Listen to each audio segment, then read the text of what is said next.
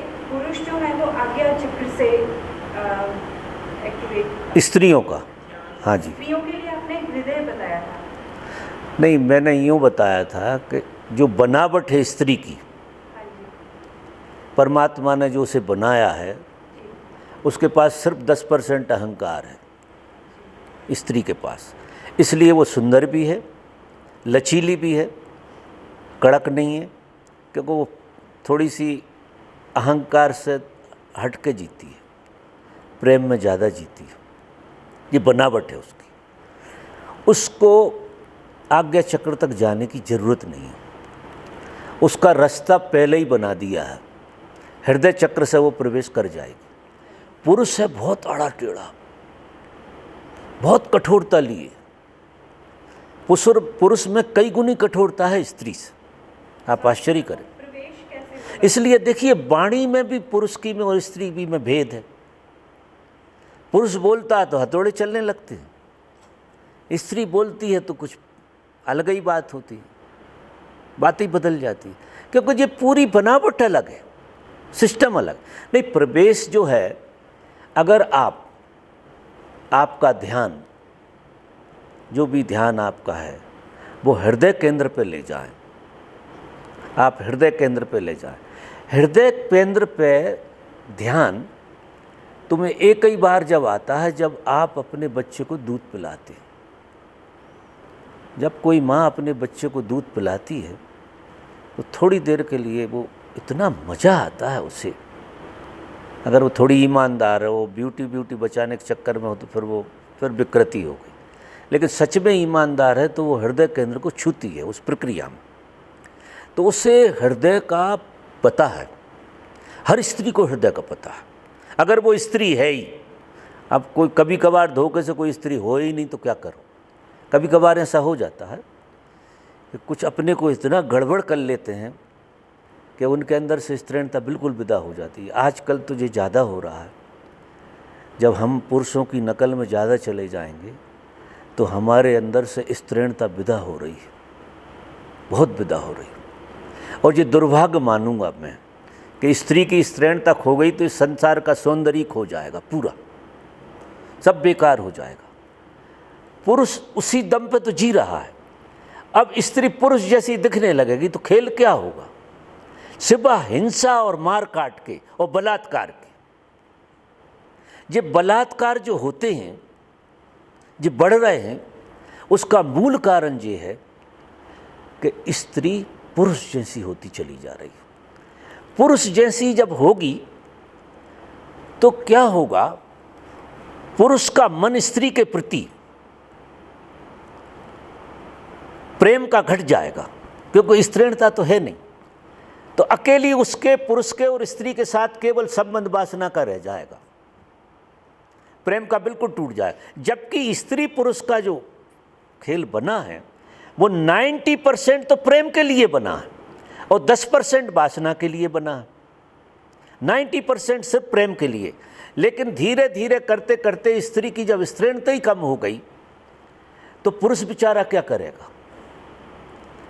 फिर हम देखते हैं, हम यूरोप वगैरह सब जगह जाते हैं और वहाँ देखते हैं प्रेम नाम की चीज़ ढूंढे से नहीं मिलती। अपने यहाँ तो थोड़ा बहुत है, अभी दिखाई देता अपने देश में, अभी तो भगवान की कृपा है कि बहुत कुछ बचा हुआ, लेकिन धीरे धीरे वो हवा चल रही है। उधर ऐसी बुरी हालत है, हम आपसे कुछ कह नहीं सकते, हमें बड़ी दया आती है उधर के लोगों। वहाँ एक ही संबंध रह गया, बाकी तो कोई संबंध नहीं। इसलिए कोई स्त्री किसी पुरुष के साथ ज़्यादा देर टिकती नहीं है। 6 महीने में, 15 दिन में ही कभी कभी। हमारे यहाँ बहुत सारे विदेशी आते हैं, हम बहुत सारे विदेशी लोगों से मिलते हैं, कोई किसी के साथ पूरा नहीं रहा है। वो गिनाएंगे 80 नंबर हैं हमारे बदलने के, 90 नंबर। और खड़े कहाँ हो तुम, बेरंग के बेरंग वहीं खड़े हो। अब कारण क्या होगा कि स्त्री में स्त्रीणता देखे नहीं मिलती। आप देखो किसी विदेशी स्त्री को, गौर से देखना, रंग चौड़ रहता अकेला सफ़ेद, वैसे देखो तो स्त्रीणता दूर दूर तक नहीं होती। वो हम तो हिप्नोटाइज हो जाते हैं कलर वलर से, बाकी स्त्रीणता तो ढूंढे नहीं है। कभी फंस जाओ तो मर जाओगे, कभी देवयोग से तुम विदेशी स्त्री के जाल में फंस गए मार ही डालेगी तुम्हें, ये समझ लेना। इसलिए ये भ्रम निकाल दो तुम्हारे दिमाग से। ऐसी स्थिति है। तो मैं जो कह रहा था कि आपको स्त्रीणता को बचाना। अब स्त्रीणता को, स्त्री को बचाने में क्या करना है? एक तो स्त्री में सेवा भाव, मरना नहीं चाहिए, सेवा भाव। एक स्त्री में एक गुनगुनाने वाली बात होना चाहिए, उसके भीतर से गुनगुनाहट बनी रहे। किचन में भी काम कर रही तो थोड़ी गुनगुनाहट। और तीसरी बात है नृत्य। ये तीन तो करने की बातें हैं। और जो खास बात है, जो सही स्त्री के मायने को जिलाती है, चाहे कुंवारी हो, चाहे बूढ़ी हो, चाहे जवान हो, लेकिन सतत उसको मातृत्व का भाव बना रहना चाहिए। ऐसी स्थिति आ जाए कि तुम तुम्हारे पति की भी माँ हो जाओ, इतनी स्त्रीणता को जियो, इतना भाव हो तुम्हारे अंदर स्त्री। अब वो स्त्रीणता से तुम्हें सहज रूप से तुम्हारे हृदय में प्रवेश हो जाएगा। ये सरलतम से सरलतम विधि है औरत के लिए, कोई उपद्रव ज़्यादा, ये सब उछल कूद करने की ज़रूरत नहीं है। ईमानदारी की बात बताऊँ, ये तो विदेशी पैटर्न चल रहा तो हम भी चला देते हैं कि चलो भाई। कुंडलिनी जागृत होती है, हाँ। तो उस समय क्या एहसास होता है? हमें कैसे पता चलता है कि जो कुंडलिनी है वो जागृत है? देखो, स्त्रियों को पता नहीं लगाना चाहिए, जीना चाहिए। ये पता लगाने वाली बीमारी आदमियों की लग गई, तुम्हें भी। ईमानदारी की बात कर रहा हूँ। स्त्री को इस लपड़े में ही नहीं पड़ना है कि पता लगना चाहिए। वो पता तुम्हें लग जाए तो तुम फंस जाओगे, बुरी हालत हो जाएगी। इसलिए भगवान की कृपा है कि तुम्हें पता ना लगे। हम तो यही आशीर्वाद देंगे कि तुम्हारा काम हो जाए और पता ना लगे, क्योंकि स्त्री तो जीने में भरोसा करती है, जानने में थोड़ी करती है। वो जीती है, पुरुष जीता नहीं है, उसे हर चीज़ जानना है। इतनी अपोजिट मेथड है स्त्री पुरुष का, इसलिए रोज़ घरों में झगड़े होते हैं। मोहब्बत से जी नहीं पाते लोग, क्योंकि वैचारिक तालमेल बिल्कुल नहीं है। वो जिस सेंटर से जीती है वो हृदय का सेंटर है। पुरुष जिस सेंटर से जीता वो खोपड़े का है। वो खोपड़ी से सोचता है बात, वो हृदय से सोचती है। वो कहती है जी इतनी सी बात नहीं समझ में आ रही। ये भले आदमी के लिए ये लंका की और पता नहीं कहाँ कहाँ की बात है, और जरा सी बात समझ में नहीं आ रही, वो हृदय से बोलती है। और पुरुष बोलता है खोपड़ी से। तो ये तो झगड़े सबके घरों में रहेंगे। किसी के घर का झगड़ा शांत नहीं हो सकता है, समझौते से चलेगी गाड़ी। और कोई आदमी जो विज्ञान समझ ले कि स्त्री स्त्री ऐसी रहेगी और पुरुष पुरुष ऐसा ही रहेगा, वो स्त्री को स्वतंत्रता दे, उसकी स्त्रीणता को जीने की, उसकी बात को खोलने की। कि भाई तुम मानो मत, सुन तो लो यार, कम से कम। मानना दूसरी बात है, लेकिन वो कह के नहीं निपटती हो, तुम नकार देते हो। अब झगड़े इसमें होते। अब जरा सी बात में काम बहुत बढ़िया बनता है कि स्त्री जब कुछ कह रही हो तो तुम ऐसे दिल से सुनो। तरीका बता रहा हूँ, इतने दिल से सुनो कि वो गदगद हो जाए कि भाई बिल्कुल एक एक बात मेरी जो समझ गए। और ऐसा ही अगर स्त्री को मजे में जीना हो तो जय का जय सूत्र वो अपना है। मानो मत मानो वो नहीं कह रहा, क्योंकि सब चीज़ें मानने की होती नहीं है। लेकिन पुरुष कहे तो स्त्री को सुनना ही है, बस बहुत प्यार मोहब्बत से पूरी बात आखिरी तक की सुन ली, फिर अपने काम धंधे से लग जाओ, जो करना वो करो। देखो घरों के झगड़े मिट जाएंगे, क्योंकि ये बोली गोली की तरह काम करती है। मार काट नहीं होती, तलवार नहीं चलती, सब बोली का ही काम चलता है।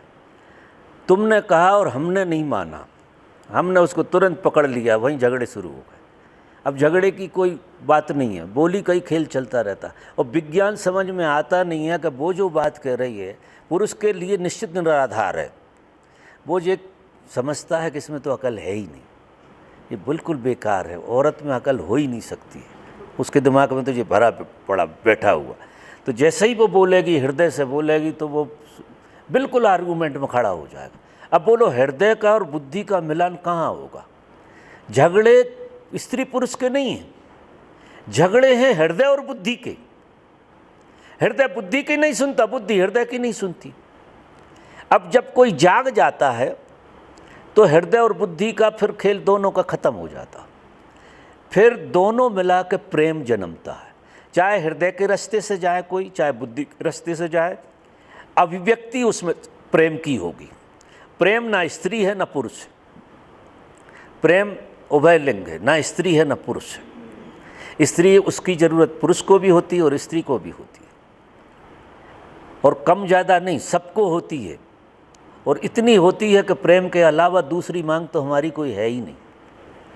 तो अब मैं सूत्र बता रहा हूँ कि उसे प्रेम जैसा एहसास होगा अगर पति सुनेगा, तो गौर से सुनेगा उसकी बात, तो उसे लगेगा कुछ प्रेम जैसी बात हुई, ऐसा खेल होगा। और ऐसे ही स्त्री जब पुरुष की सुनेगी तो सुनते सुनते उसे हल्की सी प्रेम की, कहीं फंसता तो है, कोई प्रेम की हल्की सी गंध आ जाएगी, और धीरे धीरे इस विज्ञान को वो समझ जाएगा कि यार तरीका तो बहुत बढ़िया है जीने का। ज़बरदस्ती 20-25 साल से लड़ रहे हैं, झगड़ रहे हैं बिना मतलब, और एक तो सुनी नहीं हमारी, कह कह के मरे जा रहे हैं। और ऐसे स्त्री रोज़ लड़ती है, लेकिन मानता कौन? कोई मानता है क्या? बिल्कुल नहीं मानते। तो ऐसा खेल है। तो स्त्री हृदय केंद्रित है, उसे कुंडली मुंडली के चक्कर में नहीं पड़ना चाहिए। मैंने आपको 3 सूत्र बताए। सेवा ऐसी करो कि सेवा करने का तुम्हें आनंद आना चाहिए। किसी के लिए सेवा नहीं कर रहे, वो तुम्हारा स्त्रीणता का गुण है। सेवा से स्त्रीणता तुम्हारे अंदर बहुत प्रकट होगी, क्योंकि तुम में पूरी स्त्री सोई हुई पड़ी है। तुम दिख रहे हो जो तो पासंग है, तुम्हारे अंदर 99% स्त्री सोई पड़ी है, जो जागी नहीं है, जो तड़प रही है तुम्हारे भीतर।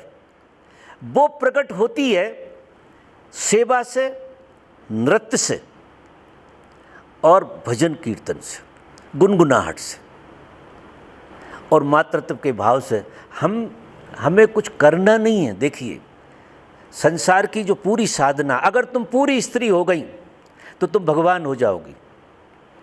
ये जो 3 देवियां हैं ना, ब्रह्माणी, कमलानी, रुद्राणी, ये 3 देवियां, उनमें से वे तीनों देवियां तुम्हारे भीतर समाई हुई हैं। मज़ा देखो, तीनों देवियां हैं तुम्हारे भीतर। तुम जो दिख रहे हो वो तो हो ही नहीं। अब हुआ क्या है, तुम्हारी जो बनावट हुई, जो अस्तित्व जिस ढंग से बना है, जिस ढंग से इसकी लीला रची है, उसमें क्या हुआ कि परमात्मा ने 3 देवता पैदा किए संसार बनाने के लिए, ब्रह्मा, विष्णु, महेश, और तीनों का अपोजिट भी किया, रुद्राणी, कमलानी और ब्रह्माणी। तीनों देवियों को मिलाकर उसने संसार में औरत बना दी परमात्मा ने। तीनों देवियां हैं तुम्हारे भीतर, और तीनों देवता मिलाकर पुरुष बना दिया। अब तुम क्या कर रहे हो? देवी की पूजा में पड़े हुए। चलो ठीक है, करो। वो देवी की पूजा वूजा से काम होने वाला नहीं है। आप अपने भीतर की देवी जगाओ।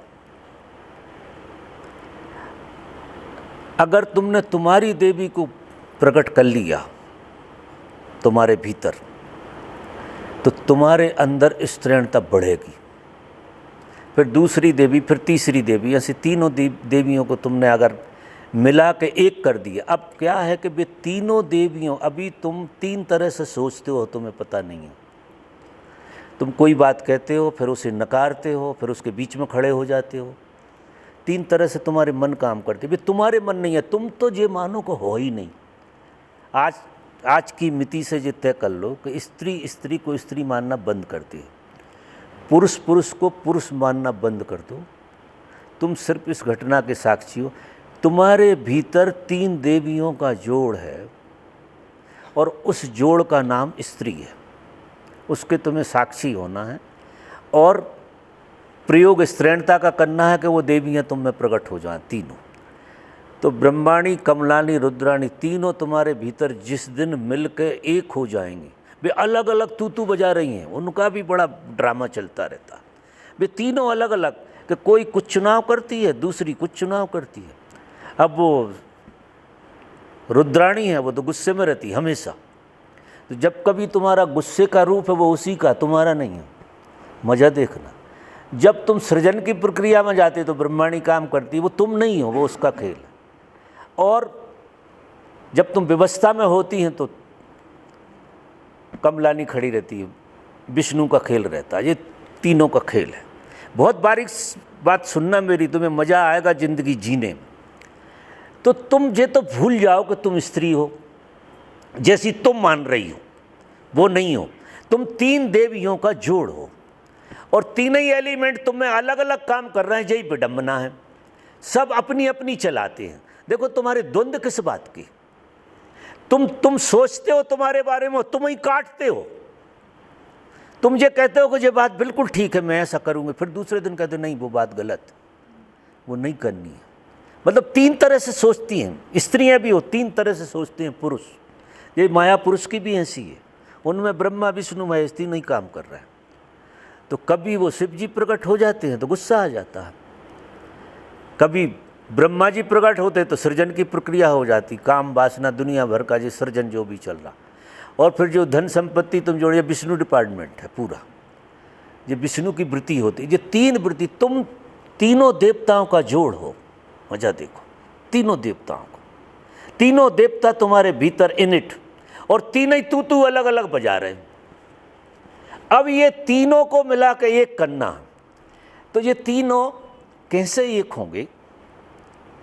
अगर तुम स्त्री में, तुम्हारी स्त्री को स्त्री न मानकर साक्षी मानो स्त्री होने का, तुम तुम्हारे पुरुष को पुरुष मानना बंद कर दो, साक्षी की तरह जियो कि तुम ये जो दिख रहा है इसके साक्षी हो। जैसे ही तुम साक्षी होते हो इस घटना के, तो भीतर के जो देवी देवता हैं तुम्हारे,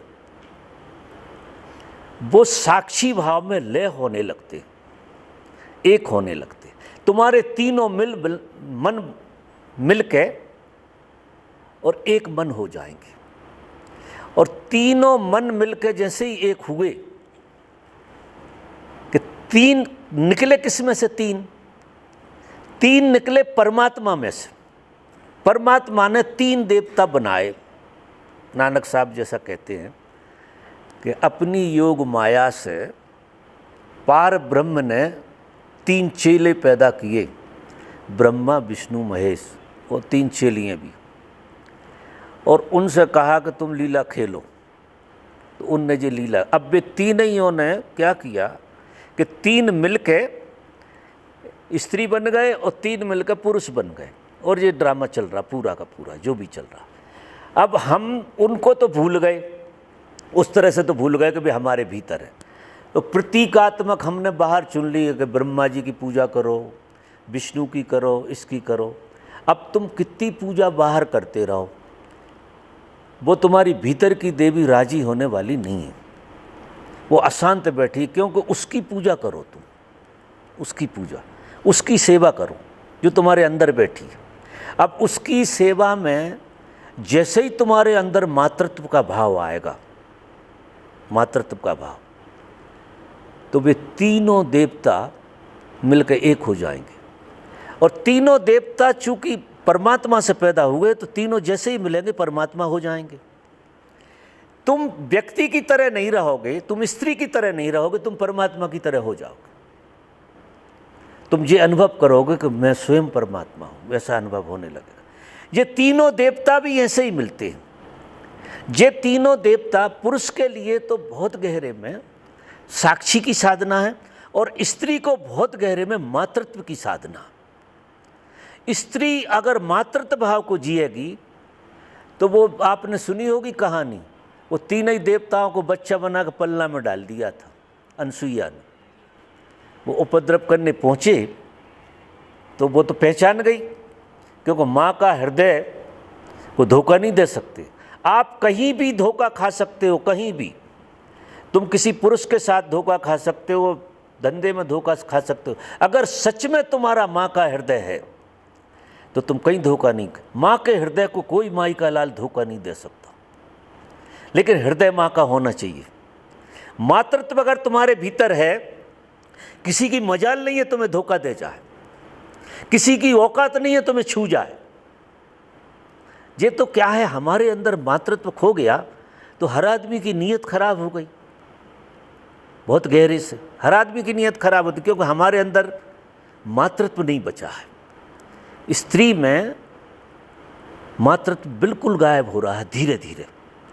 अभी तो बच्चे भी इतने मुश्किल से पैदा करती हैं कि ऐसा लगता है कि संकट है बच्चा पैदा करना। कई ने तो निर्णय कर लिया कि हमें करना ही नहीं। और अगर स्त्री को एक बच्चा पैदा नहीं हुआ तो मैं नहीं मानता कि उसके जीवन में तृप्ति रहेगी। वो कोई हजारों लाखों में कोई कमलानी ब्रह्माणी को एक कर ले, वो एक अलग बात है। बाकी तो माँ बन के भी तुम्हें वो एहसास होता है, क्योंकि माँ बन के भी तुम तीनों देवताओं को दूध पिलाती हो। वे तीनों देवता पैदा किए तुमने और वे तीनों देवताओं को दूध पिला रहे। सेवा में तो लग गए ना आप, सेवा चालू हो गई आपकी। तो मातृत्व का भाव आपको स्त्रीणता में ले जाएगा। स्त्रीणता में हृदय खुलेगा।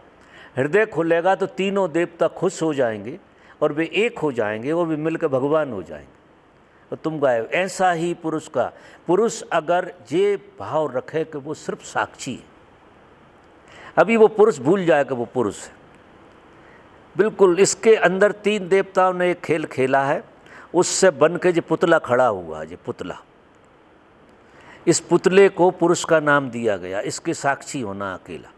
अब जैसे ही जैसे तुम इसके साक्षी होते जाओगे, पुरुष की बात कर रहा हूँ, वैसे ही वैसे ये तीनों देवता एक होने लगेंगे, इनमें दोस्ती हो जाएगी।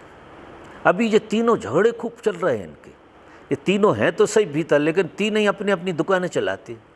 आप भी तीन तरह से सोचते हो। कोई बात सोचते हो, फिर उस पर विचार करते हो, फिर उसकी काट करते हो।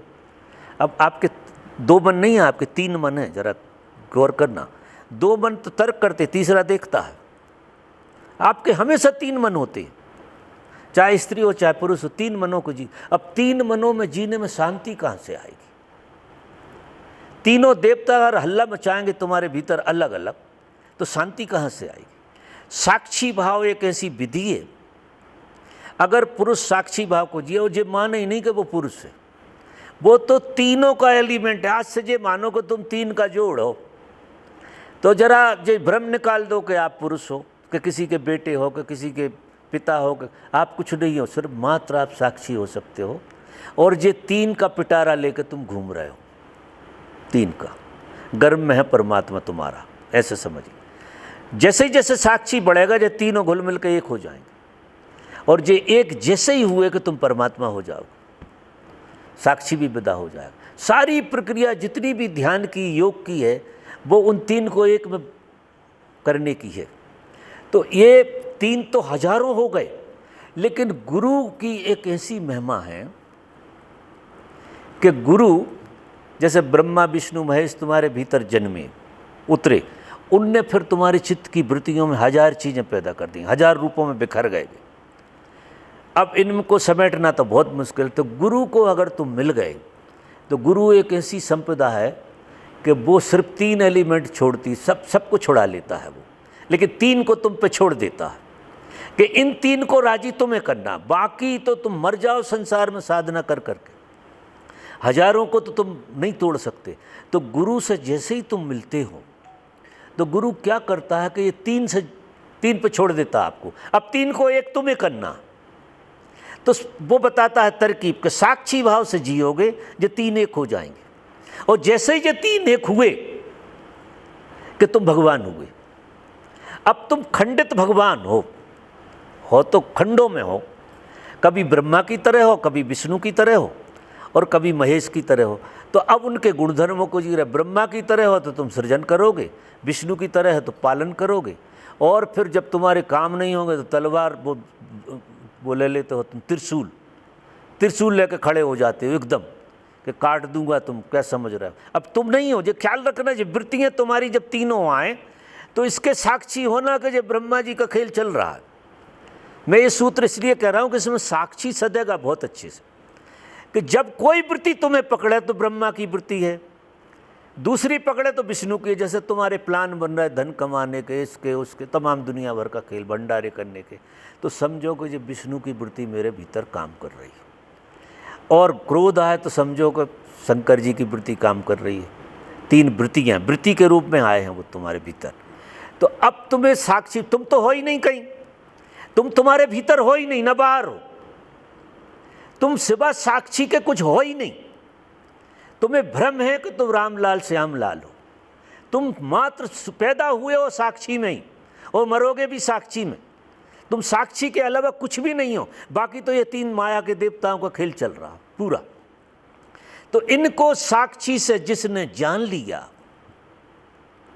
वो इन तीनों के ऊपर उठ गया,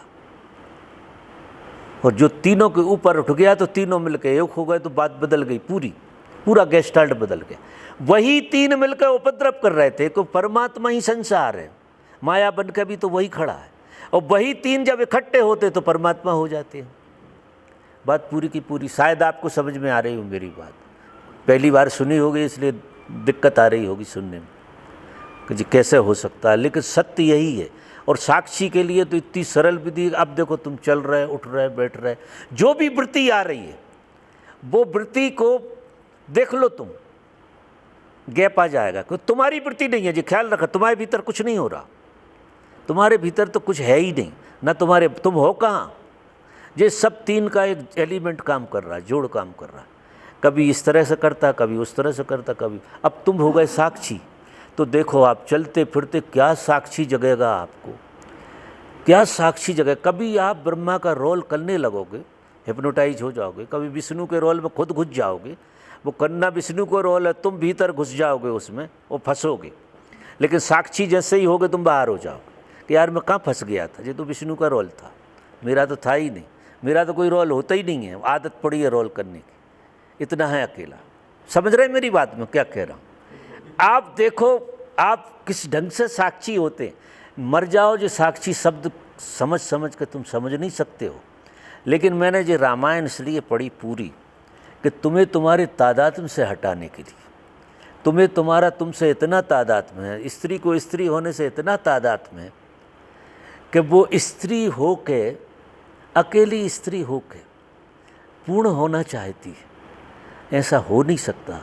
पुरुष अकेले जो पुरुष भाव में जीता है, वहाँ वो पुरुष होकर पूरा होना चाहे तो हो नहीं सकता, कोई उपाय नहीं। क्योंकि बात तो कुछ और ही है, पूरा तो किसी और को होना। परमात्मा ही अधूरा हुआ तुम्हारे भीतर और परमात्मा ही पूरा होगा। तुम्हें मात्र साक्षी के अलावा कोई तुम्हारी सत्ता नहीं है। इसलिए वो परमात्मा साक्षी के रूप में तुम्हारे साथ खड़ा रहता है कि साक्षी तुम हो जाओ तो ये तीनों लीला उसकी बंद हो जाएंगी।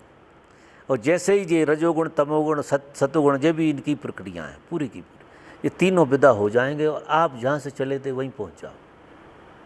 शायद ख्याल में आई हो आपके। अच्छा, आप कोई और प्रश्न पूछो। हमें ये जो आपने साक्षी वाली बात कही, हाँ, साक्षी मतलब देखने वाला। देखने वाला।